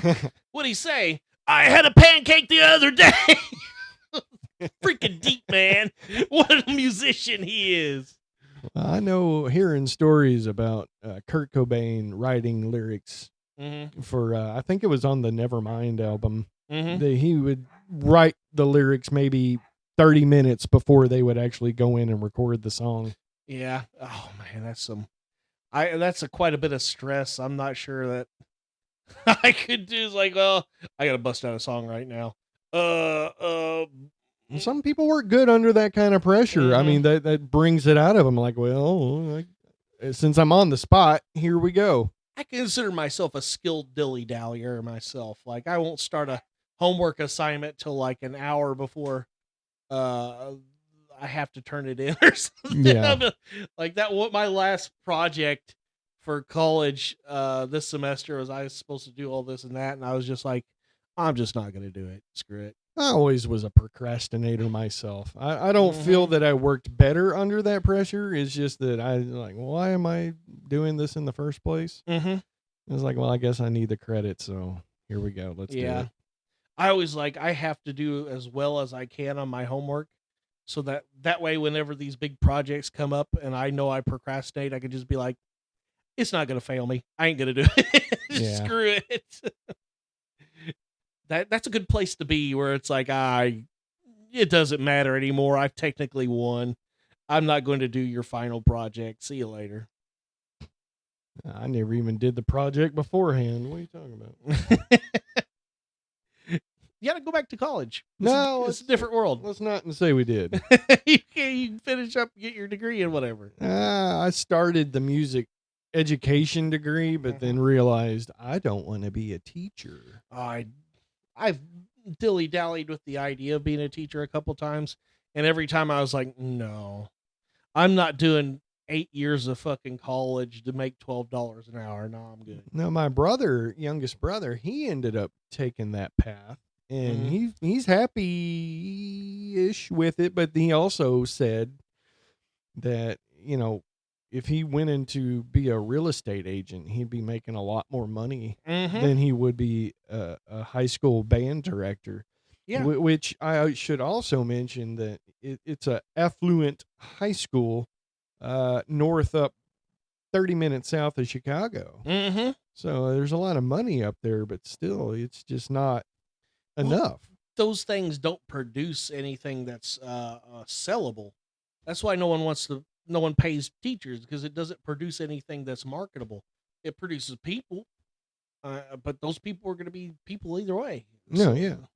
Like, I'm going to get on a rant about school. Oh my God. I hate modern school. I hated school when I was going through it. The entire thing is designed to beat you to death, to get you to submit to a system that no longer exists. Mm-hmm. And I think it's a complete waste of time. Like, I looked up what it would take to homeschool a kid. And I was like reading it, and it's like, you only have to make the kid do 4 hours of school a day. You're required to have 180 hours of school for the entire year. So I was like, if a homeschool kid can do class in 4 hours a day, 2 hours before lunch, 2 hours after, what in the ever living F were we doing for 8 hours in public school? We were being babysat so our parents could work. Pretty much. That and training us to be submissive little slaves in the new work era so that we'd know that we'd come in at the ass crack of dawn, go to work, sit in the same spot, not talk, not engage with one another, do the same repetitive thing, writing the same words over and over, doing the same math problems over and over again to get us used to being an obedient little cog in the machine. Mm-hmm. That's all it was. And then they'd be like, you're going to take homework home with you, and you're going to take 2+ more hours when you get home to teach you to learn to take your work home with you and never ever stop thinking about your work. Yeah, I never did that. I didn't do it either. I failed a couple grades. And back then I was like, I'm so ashamed. Now I'm like, I'm better off than most of the people who are good at that shit. So F them. How about that? I didn't really understand the concept of school. Even back in kindergarten, I would throw an absolute fit. I did not want to go. Yeah. Why are you forcing me? This is not what? Yeah. Even like as in kindergarten, I remember going and being like, well, this is kind of fun. And then after the first month, I was like, okay, I thought this was like a 1 week thing. What are we still doing? Why are I A, B, C, D, E, F, G, 1, 2, 3, 4, 5, 6, 7. I know what they're teaching me. Why do I need to keep going? I got all I need. Yeah. I have achieved maximum kindergarten. Can I stay home now? I've been working on colors. I got this. Yeah, I can name all the colors. I know apple is A and bean is B or whatever. Why am I still having to go? But they don't tell you that now you got 12 more years of this plus another maybe 2 to 4 to 6 to 8 years after that. Mm-hmm. Oh, so you mean my whole life basically is going to be here. Yeah. For 8 hours a day. That's something I realized on one of my walks the other day. Is like the only time I've ever been in charge of my life before I retired was the 5 years from birth up until I started school, and that year I retired. Every other time I've been beholden to someone else. Yeah. I had a schedule to keep that wasn't mine, wasn't by my choice. I had things to do that didn't benefit me in any way, shape, or form other than a paycheck or a grade. Yeah. I was told when I could eat. I was told when I could poop. I was told when I could drink water. I was told, like, this is how psychopathic school is. You have to ask permission to do a basic biological thing like pee. Where do they get off? It sounds like prison almost. It is. And it's to train you to be obedient. They browbeat you into submission so that when you get to work, you're like, sir, may I please go on vacation? Oh, no, we can't have you go on vacation yet. You're not earned that. Oh, 67 freaking years of that, my friends. Yep. 67 years of being beholden and a slave to the state. Thank you. I wanted that. Well, what else are you going to be doing? That is their the way they look at it. Well, if you didn't have that structure, you'd just be running wild out in the streets. Oh, how horrible. Oh my God, you mean I'd be living life? Get to do it. God! Whoa, what if I chose to do things I enjoy that are also profitable? What if I did that? Oh, no. What if I live life by my terms since it's my life? No, can't have that. What if I don't give a shit if your society fails or prospers? I say the Amish got it right. They do, man. I am envious of the Amish a lot because, like, look at what they have is like they have a big family. They have a big family farm. It's theirs. It's paid off. those Amish houses are huge, man. Yeah, they are. Like I've looked at those pit, like every once in a while you see one go up for sale in Pennsylvania. I'm like, that thing's as big as a freaking mansion. Uh-huh. And it might not be as updated, but it's like, man, that's hardwood construction. It's built to last. It's built to be family owned. Yep. It's a multi-generational household as well.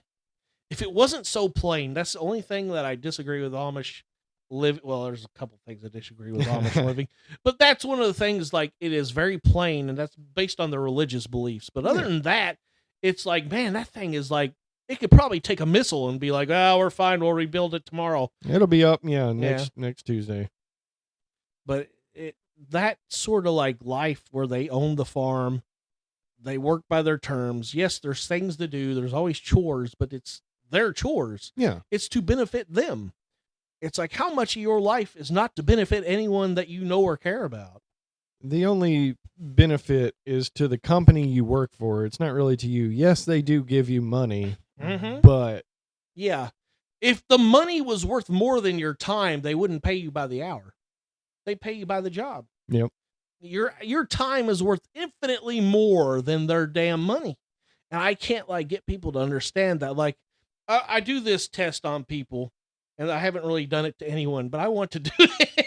Is I ask them, if I told you exactly when you were going to die, say if I walked in here, I was like, Brad, you're going to die tomorrow, would you go to work tomorrow?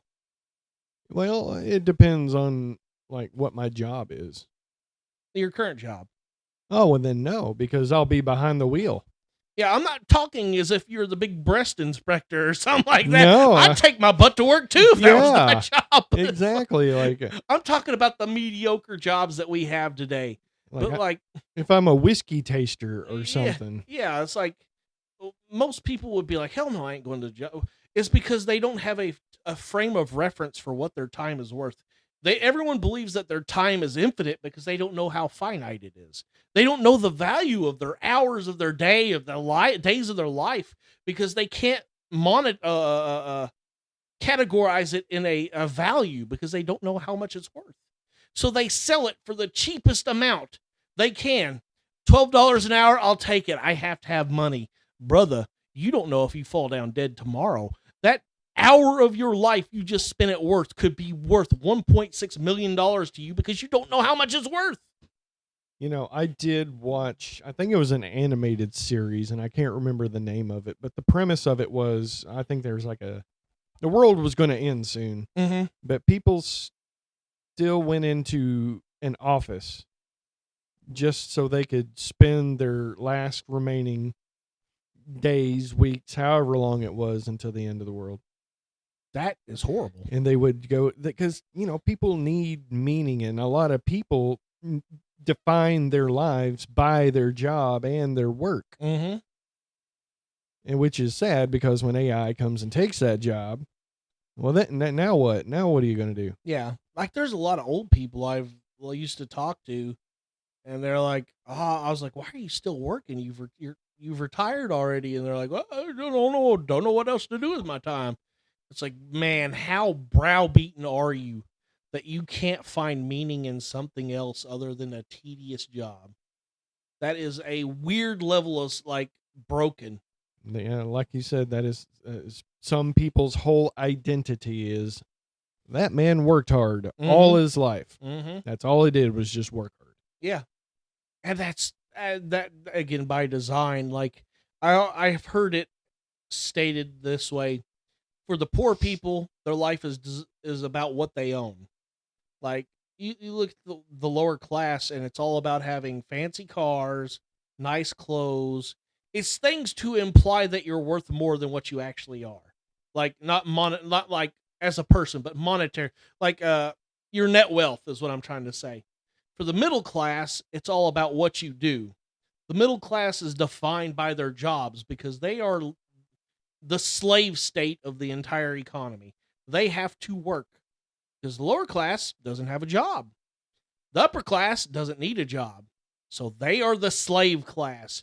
They are defined, their status is defined by what they do. Oh, you're a burger flipper at 30? What a loser. I'm a construction manager. That sort of shit. Yeah. And it's like, to the upper class are like, who the hell cares? That's nothing to me. The upper class is defined by who their family is. My dad was blah, blah, blah, the industrialist super revolutionary or whatever. They are defined by who their family was. So to the lower class, they have no concept of like the upper class. That's why you never hear about the upper class complaining about the middle class never complains about the upper class not working. They are in their own minds. The middle class believes that they are their superiors. They are gods. They're the ones that give them money and value. The middle class will never question the upper class. Don't question authority. That's Nope. what I've been told all my life. I can't protest. I've got to work. Who are they working for? The upper class. Yeah. Upper class owns the job. Upper class defines the hours. Upper class decides whether they get to eat next week or not. They will never question the upper class. The lower class will. Lower class ain't got nothing to do with the upper class. That's why the upper class insists on paying the lower class to live. Give them just enough money in the welfare system to keep them from rioting, hunting them down, and eating them. Yeah. That's all it is. They pacify the lower class because they're the ones that will fucking kill them. Yeah. The middle class, they don't give a crap about the middle class. Middle class exists to serve the upper class. They have them by the testicles already. You do what I say or you're fired. Indentured servitude? Yes, indentured. They are the serfs of the modern age. Yeah. The tenant farmer. If you take a day off to question authority, you will be terminated. I want everyone listening to this. This is where I have a come to Jesus with you. Think on your own. Can you take a day off to protest your situation? Guarantee you can't. And it's by design. You are enslaved. You are an indentured servant. You can't take a day off to change your lot because they own you.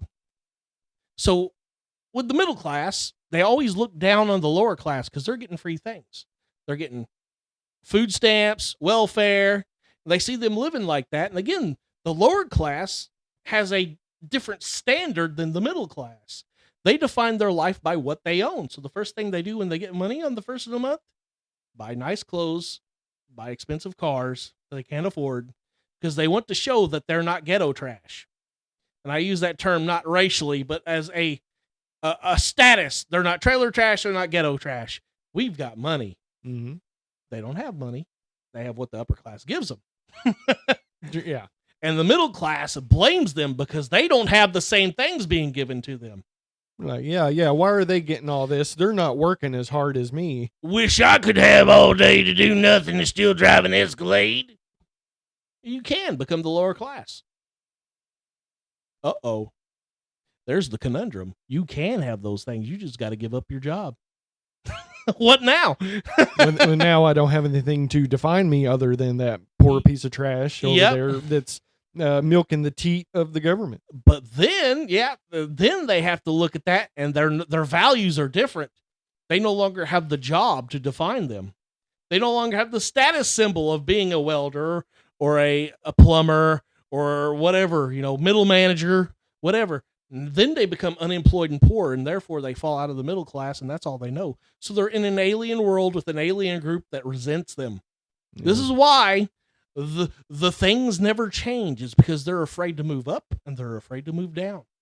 They don't question why I'm never moving up into the upper class, because they don't view themselves as equals to the upper class. They don't want to move down because they think they're better than the lower class. Yeah.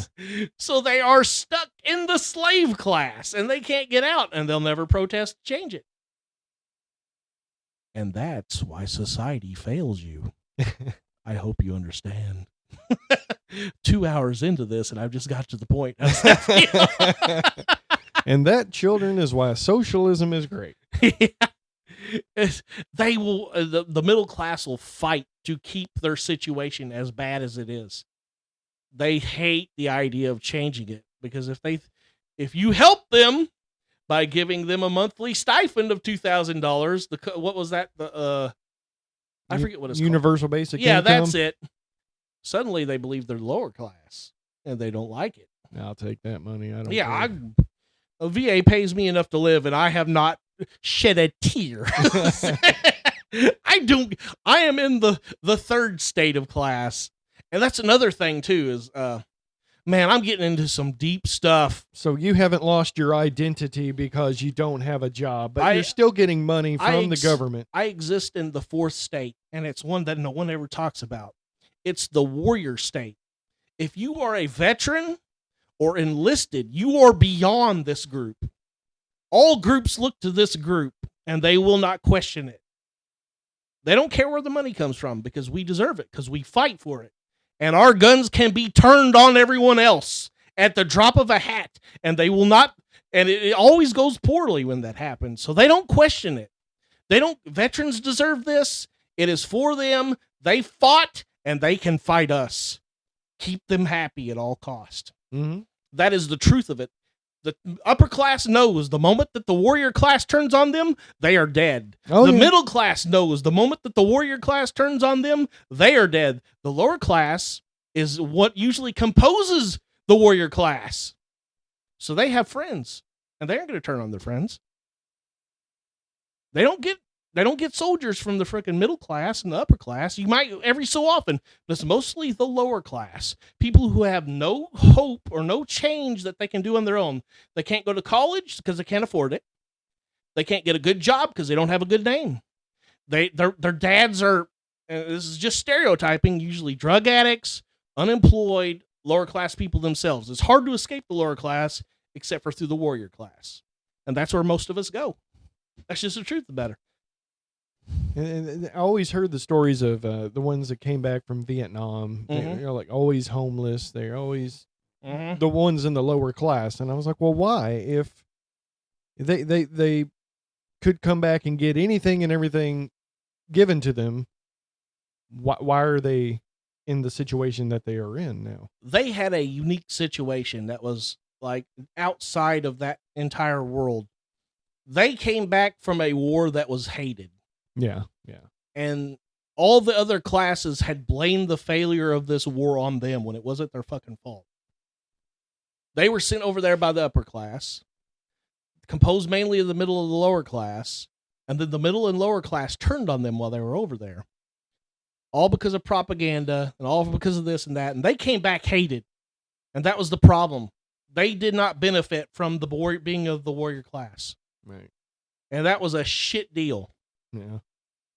And thankfully, those people got mad about it enough that they became the current legislation. Like the VA, not the VA, but like veterans have like the second biggest lobbyist in the entire U.S. And it was because of the veterans from Vietnam. They came back and they said, this isn't fair. This isn't right. We want benefits right now, or we're going to start killing. And that's usually what happens. That has happened several times in our society. There was an entire rebellion in the 1800s because veterans came back from a war and they didn't get paid, and they started shooting. Oh, wow. I forgot what it was called, but they took the National Guard getting called up, and they didn't want to kill the National Guard because veterans don't shoot veterans. Right. So they stopped, and then I think the VA was created because of that. This is all history that I'm getting from like bits and pieces of my memory. But it's like, that was one of the reasons the VA got created, is because the veterans came back from a war and they weren't being compensated. This is like 1812 or something. Oh. And they're like, yo, we're wounded, we're tore up, we went to war. Why are we not being taken care of? And the VA was created because of it. So that's usually what happens. I might be wrong. I might be misremembering things. This is all from my completely addled mind. I might be mixing up two or three. But yeah, I went over a lot of crap that's like deep and people don't usually think of, but I've sat and read about all over and over. I'm like, no, this is a historical thing that has existed all of time. There's a king class, a priest class, a warrior class, and the working class. Yeah. Just nowadays, it goes by, different names. Different names, same shit. Yeah. Yep. Priest class became the media. Kings became corporates, CEOs. Warrior class became veterans, and poor stayed poor. Working class is still tending to the farms. It's just the farms are now factories. Yeah. Amazon, Amazon. What do you call those warehouses? Oh, I've heard good things about them. Yeah, I could not imagine working in that garbage because it'd boil my butt having to like run everywhere and having to ask permission to go pee. I was like, I'm gonna pee whenever the hell I want. Taking a break, boss. Taking a break. If you make me mad enough, it's gonna be right in your coffee. How about that? Yeah. Oh, my back. Yeah, that's kind of the way it is. Job sucks. Work sucks. It'll never change unless you change it. Well, and a lot of people, they don't want to change because what they're doing is comfortable enough. Yep. They make just enough. Yep. So they don't want to be uncomfortable and trying something new and exciting. Mm-hmm. Which I had never had that issue because I would jump from job to job to job. Yeah. I've got a lot of experience in a lot of restaurants. Let me tell you that. When I was younger, I had no problem quitting a job, but as I got older, I was always like, man, I have to keep this job. And I'd stick at a job for like 5-6 years. And then something would just be like, well, I'm done. I'd go somewhere else. Oh, I was burning bridges everywhere. With restaurants, who cares? I mean, they're going to forget they employed you within 6 months. Yeah, so. it's a revolving door. Mm-hmm. I saw a bit on YouTube the other day. It was just a bunch of guys like, why are you line cook? So I could do drugs, sir. Why are you a line cook? So I can stay off the cops' radar and do drugs, sir. Pretty much. It's like, how are you surviving off $10.99 an hour? Well, I sell cocaine out of that. I sell and do cocaine. What? Oh, no. Well, you see, if you pull around the back parking lot of the Reb's Lobster after 9 p.m., you're going to be able to find the finest kush. Oh, Lord. They were selling in the kitchen. Yeah. I've heard. Rumors. Yeah. Allegedly. That if you were to go to any restaurant in town, in the kitchen, you could find any drug that you wanted. Mm-hmm. Allegedly. Yeah, well, looking back at the people who were above our age working in those places is like, man, those people are on drugs or they are selling drugs. And yes, they are on drugs also. But never get high on your own supply. Just a pro tip. No. Well, your buddy's a drug dealer too, right next to you in the line. So you just buy his and he buys yours. It's perfect. Yeah. Well, they just trade back and forth. Who was that one guy at Ponderosa that always sung about, I got bitches and hoes sucking on 10 toes? I hated that guy so much. I was like, would you shut the hell up? It's bad enough I'm back here washing dishes with Todd the potato person, but can I please not hear your dumbass raps every time I come to work? There was one gentleman that would always call me dog, and I'd be like, don't call me dog. Oh, please, don't call me dog. What's up, dog? I'm not a dog. Don't call me dog. Excuse me. I know it was a term of endearment, but I did not want to associate, even though I was a dishwasher. Yeah.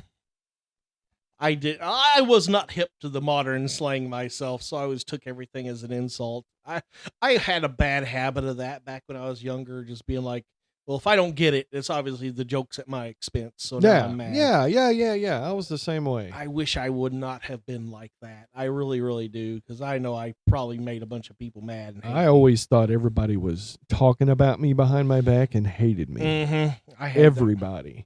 I had that paranoia too.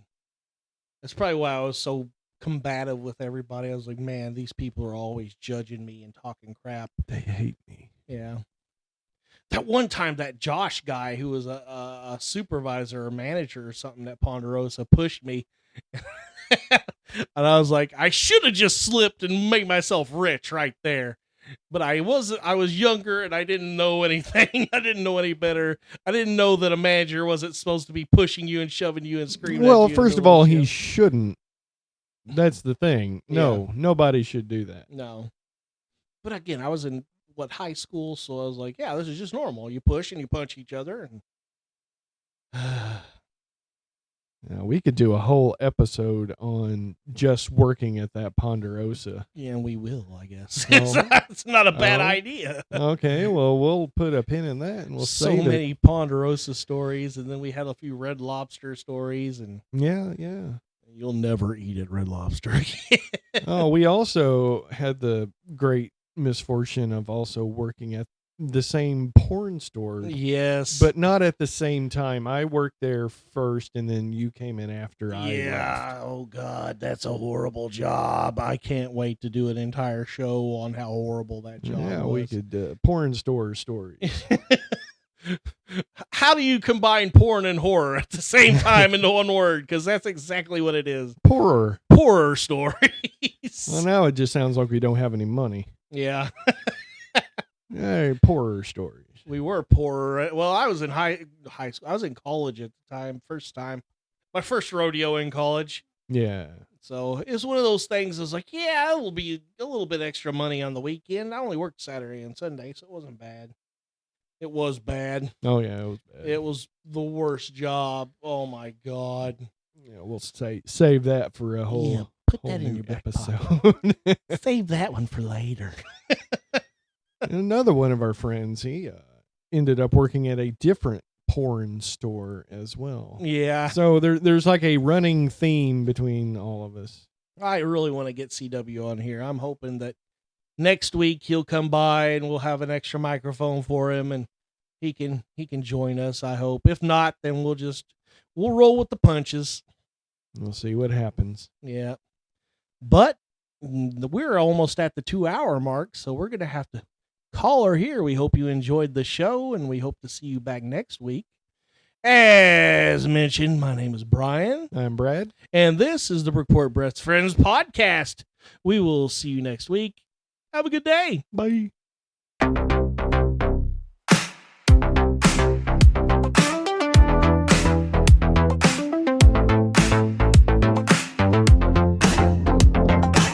The Brookport Best Friends from Brookport, Illinois. Gonna talk about some stuff and make a lot of noise. We may be funny, we may be rude, but we got the right attitude. Gonna talk about a lot of crap. Hope we make you laugh and clap.